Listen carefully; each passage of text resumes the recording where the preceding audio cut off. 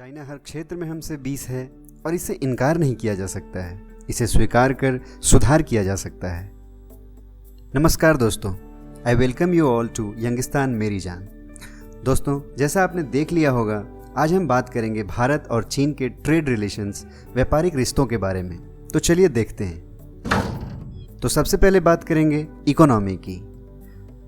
दोस्तों, दुनिया की सबसे बड़ी इकोनॉमी है यूएस, अमेरिका, जो कि 21.5 ट्रिलियन डॉलर की है। दूसरे नंबर पर आता है चाइना, जिसकी 14.2 ट्रिलियन डॉलर की इकोनॉमी है।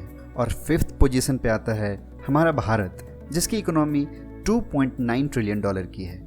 आप देख सकते हैं कि चीन और यूएस के मुकाबले भारत की इकोनॉमी काफ़ी कम है, लेकिन अगर ग्रोथ रेट की बात करें तो भारत सबसे तेज़ी से ग्रो कर रहा है with a growth rate of 7.4%। वहीं चाइना का ग्रोथ रेट 6.3% है और यूएस का ग्रोथ रेट भारत और चीन के मुकाबले बहुत धीमा है, जो कि 2.5% है। यहाँ से पूरा अंदाज़ा लगता है कि आने वाले 10 सालों के भीतर चीन और भारत आर्थिक महाशक्ति बनकर उभरेंगे। पिछले 10 सालों में भारत की जीडीपी में काफ़ी इंक्रीमेंट हुआ है और 9th रैंक से 5th रैंक पर पहुँच गया है। और 2030 तक जर्मनी और जापान को पीछे छोड़कर भारत को टॉप 3 में पहुंचने की उम्मीद है। अब हम देखेंगे चीन के साथ हमारा व्यापार कैसा है। दोस्तों, आप जानते होंगे सन 1962 में दोनों देशों के बीच युद्ध हुआ था, जिसके कारण इनके रिश्तों में तनाव था। दोनों देशों की सरकारों ने व्यापार के जरिए तनाव कम करने का रास्ता निकाला और देखते देखते ये व्यापार बहुत बड़ा हो गया। 2002 में भारत चीन व्यापार था 4.8 बिलियन डॉलर, जो कि 2019 में बढ़कर हो गया 92 बिलियन डॉलर। पर दोस्तों, यहाँ एक बात नोटिस करने वाली है कि यह व्यापार बराबरी का नहीं है। कहने का मतलब है कि जहाँ भारत चीन को 16.6 बिलियन डॉलर का सामान बेचता है, तो वहीं चीन 75.5 बिलियन डॉलर का अपना सामान भारत में बेचता है, जो कि भारत के 4 गुने से भी ज़्यादा है। It means India faces huge trade imbalance in favour of China. दोस्तों, व्यापार के नज़रिए से यह अच्छी स्थिति नहीं है।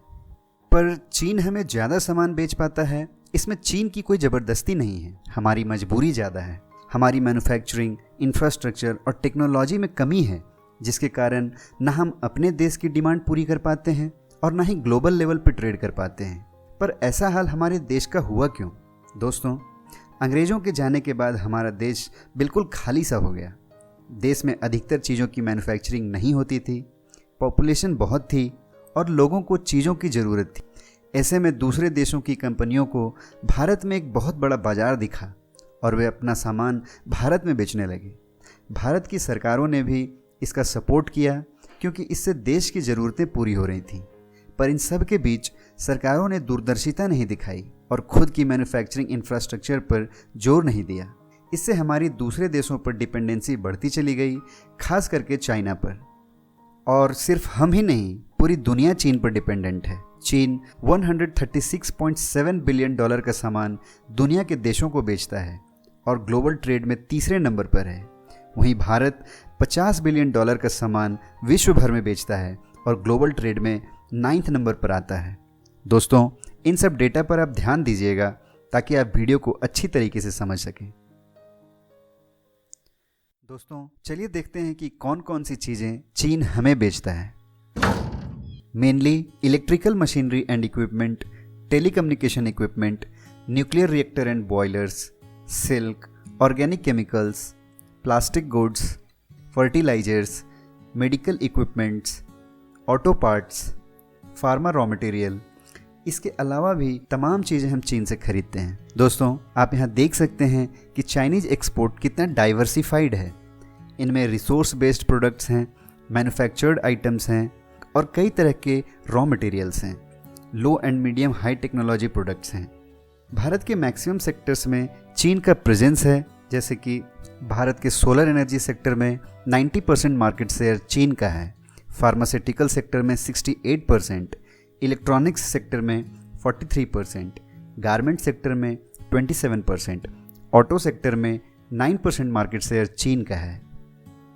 दोस्तों, अब आप ही बताइए, हम चाइना का बहिष्कार कहाँ कहाँ करेंगे और कैसे करेंगे? अगर कोई प्रोडक्ट चीन में बना है और उस पर मेड इन चाइना लिखा है, तो हम उसका बॉयकॉट कर सकते हैं और करेंगे भी। पर अगर आप कोई दवाई खरीदते हैं और उसका कच्चा माल चीन से आया है, तब आप एज ए कंज्यूमर क्या कर सकते हैं? आपको सिल्क साड़ी खरीदनी है, पर वो सिल्क चाइना का है।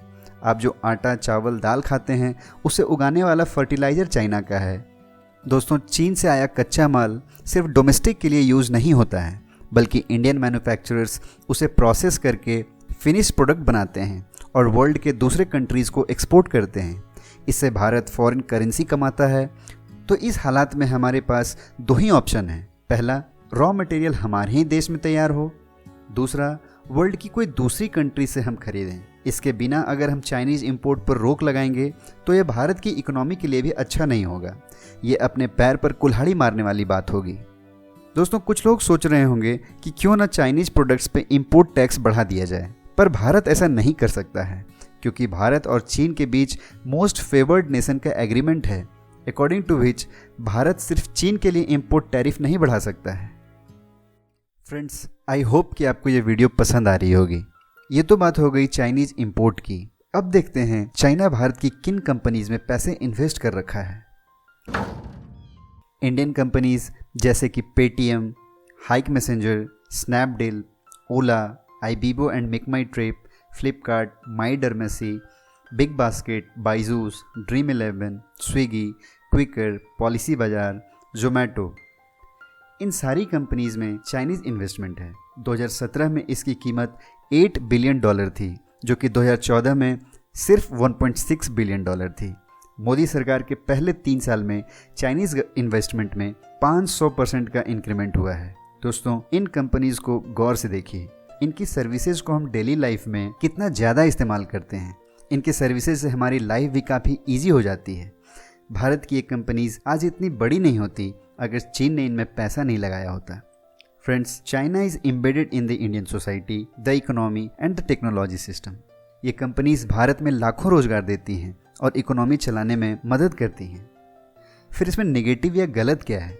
दोस्तों, यहाँ 2 बातें गौर करने वाली हैं। पहला, ये कंपनीज बहुत सारी डेटा रखती हैं जो कि इनके थ्रू चीन तक पहुँच जाती है।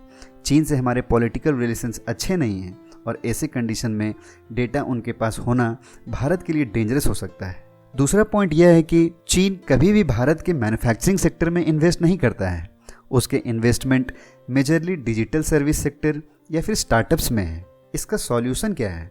दोस्तों, इसका सॉल्यूशन यही है कि चाइनीज इन्वेस्टमेंट को हमें अपने प्रायोरिटी एरियाज़ जैसे कि इंफ्रास्ट्रक्चर एंड मैन्युफैक्चरिंग में लाना होगा, जिससे कि इंडियन प्रोडक्ट्स भी ग्लोबल वैल्यू चेन का हिस्सा बन सकें।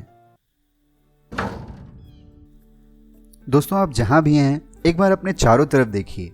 कुछ चीज़ें मेड इन चाइना होंगी, किसी के पार्ट्स चीन से आए होंगे या किसी का रॉ मटेरियल चीन का होगा। तो फिलहाल हम चाइना का बॉयकॉट कर सकते हैं, पर बहुत थोड़ी मात्रा में, not at large scale. The only solution to boycott China at a large scale is self development and it takes time. मतलब चाइना को पीछे करने का एक ही मंत्र है कि हमें खुद का विकास करना होगा।